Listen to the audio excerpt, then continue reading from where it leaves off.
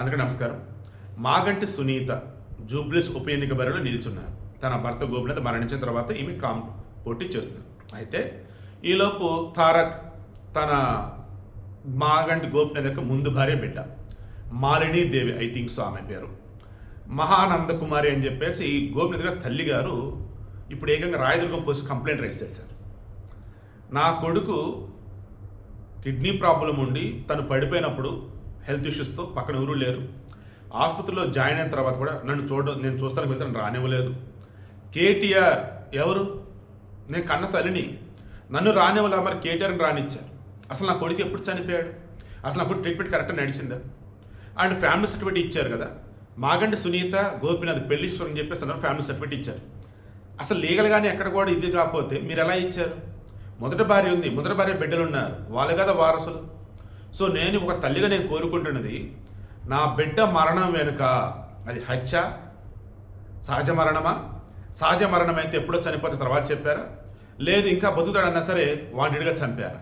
ఇవన్నీ నాకు తెలియాల్సిందే. నా బిడ్డగా సంబంధించి హెల్త్ రిపోర్ట్స్, నా బిడ్డగా సంబంధించి అసలు ఎప్పుడు అడ్మిట్ అయ్యేది ఏంటి, కిడ్నీ ప్రాబ్లం ఉండి డయాలసిస్ అన్నప్పుడు ఒక కిడ్నీకి సంబంధించి ప్రాబ్లం ఉన్నప్పుడు దాన్ని తొలగించారన్నారు. అది క్రియేటిన్ లెవెల్స్ పెరగకుండా ఏదో వచ్చాయి, బట్ క్రియేటిన్ లెవెల్స్ పెరిగాయి. దాంతో ఇక అకస్మాత్తుగా వెంటిలేటర్ మీదకి వెళ్లాల్సి వచ్చింది. నా బిడ్డని అన్యాయంగా చంపేశారు. నా బిడ్డ సహజ మరణం కాదు, నా బిడ్డ ఇంకా బతికేవాడు. నా బిడ్డ చావుని రాజకీయంగా వాడుకుంటున్నారు. అది దర్యాప్తు చేసి నిజాలు తెలపండి అని చెప్పేసి ఆమె అన్నారు. మన బండి సంజయ్ కేటీఆర్ ఉన్నాడు మాగంటి గోపినాథ్ మరణం వెనుక అన్నప్పుడు అదే మీరు కంప్లైంట్ ఎవరు చూద్దామని చెప్పేసి రేవంత్ రెడ్డి అన్నాడు. ఇప్పుడు ఆమె దట్ మీన్స్ గోపినాథ్ సొంత తల్లే కంప్లైంట్ ఇచ్చారు. మరి ప్రభుత్వం ఏ రకంగా ముందుకు వెళ్తారు? కాళేశ్వరం తర్వాత ఫోన్ ట్యాపింగ్ ఇలా బీఆర్ఎస్ చాలా వచ్చున్నాయి, బట్ మరి వాటిలో ఏమైంది అంటే అప్డేట్ తెలియదు. ఇప్పుడు మాగంటి గోపినాథ్ విషయంలో కూడా బీఆర్ఎస్ పార్టీ వాళ్ళ పట్ల చూస్తున్నట్టుగా రేవంత్ రెడ్డి ఉంటారా? సీరియస్గా ముందుకు వెళ్ళి తప్పు చేసిన వారిని ఎవరు బయట పెడతారా?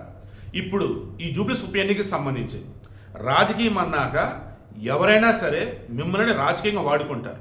మీరు గెలిచారా వారికి బలంగా ఉంటారు, మీకు వాళ్ళు అండగా ఉంటారు. మీరు ఓడిపోయారా మీ సావు మీది, ఇంక వాళ్ళగా అండగా ఉంటారు. రేపు సునీత కనుక జూబ్లీస్ ఉప ఎన్నిక బరిలో గెలిచింది అంటేనే ఆమె తర్వాత కొంచెం బీఆర్ఎస్ పార్టీలు బలం అనేది ఉంటుంది. లేదు అన్నప్పుడు ఆస్తి పంపకాల విషయంలో కానీ, అసలు ఆ ముందు భార్య ఉండగా ఏమంటే పెళ్లి చేసుకుంది, పెళ్లి చెలదైనప్పుడు కానీ, ఈ ఫ్యామిలీ సర్టిఫికేట్ విషయంలో కానీ, ఇక చాలా ఇష్యూస్ పాపం ఆమె ఒక్కతే కోర్టు చుట్టూతో తిరగాల్సి ఉంటుంది. ఈవిడ మెయిన్ ఇంటెన్షన్ 92 సంవత్సరాల వయసున్నటువంటి గోపినాథ్ తల్లిగారు వచ్చి ఈరోజు నా బిడ్డ మరణం వెనుకున్న రహస్యం తెలియాలి, ఆయన మరణం వెనుకున్న వాళ్ళు ఎవరో బయటపడాలి అని చెప్పేసి కంప్లైంట్ ఇచ్చింది అంటే దీని వెనుక పొలిటికల్గా ఎవరు ఉన్నారని అయితే అనుకోను. కన్న తల్లి ఎంతో బాధపడుతూ ఈరోజు ఆ కంప్లైంట్ ఇచ్చింది నాకైతే అనిపిస్తుంది. మీకేమనిపిస్తుంది? జూబ్లీస్ ఉప ఎన్నికలో కాంగ్రెస్కి ప్రజెంట్ వచ్చి ఊహించిన విధంగా గ్రాఫ్ పెరుగుతూ పోయింది, తనే గెలిచే అవకాశాలు కనిపిస్తున్నాయి. మాగంటి సునీత విషయంలో ముందు గ్రాఫ్ ఆమ్ సైడ్ ఉండే, బట్ రీసెంట్ టైమ్స్ వచ్చేసి ఊహిని విధంగా ఆ గ్రాఫ్ పడిపోతూ వస్తుంది బికాస్ ఆఫ్ బీఆర్ఎస్ పార్టీ వాళ్ళు, కేటీఆర్ వాళ్ళు చేసినవి.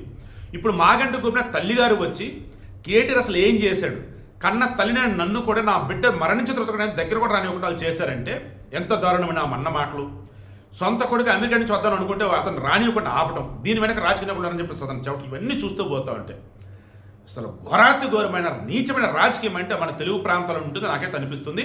మరి ఆ నీచమైన రాజకీయం చేసింది ఎవరు ఏంటి విచారణలో తెలియాలి.